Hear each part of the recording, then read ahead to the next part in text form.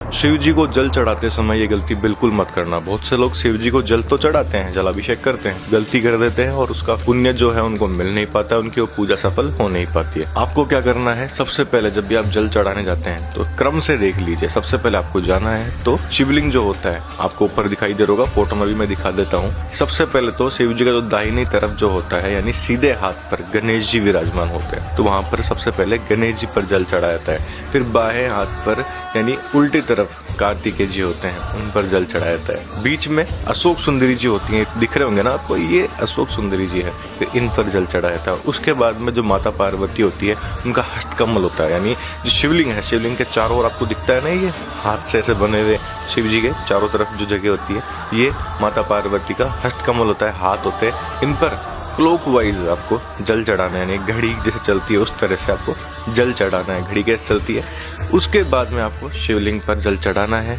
उसके बाद में जो नाग देवता वासुकी है उन पर आपको जल चढ़ाना है। उसके बाद ऊपर जो होता है जिसमें से पानी हमेशा शिव जी का हमेशा अभिषेक करता रहता है, शिव जी पर आता रहता है, उसमें डालना है। उस पात्र होता है उसमें डालना है। उसके बाद में आपको नंदी जी पर डालना है। और फिर उसके बाद एक सबसे बड़ी चीज है, बहुत से लोग ऐसा करते भी हैं कि जब जल चढ़ा देते हैं उसके बाद में 3 ताली बजाते हैं। अब 3 ताली तो बजा देते हैं पर उसका मतलब क्या है वो बहुत बड़ी गलती करते हैं। उन्हें खुद को पता नहीं होता कि हमने 3 ताली बजाई है, पर क्यों बजाइए। देखिए 3 ताली फटाफट से मत बजाइए। क्यों? क्योंकि मैं आपको बताता हूँ उस 3 ताली का मतलब क्या होता है। सबसे पहले तो पहली ताली जब बजाते हैं तो उसका मतलब ये होता है कि हम शिव जी को, महादेव को बता रहे हैं कि हम यहाँ उपस्थित है, हम अपनी उपस्थिति दर्ज करवा रहे हैं कि हम आ चुके हैं यहाँ पे आपके शिवालय में है।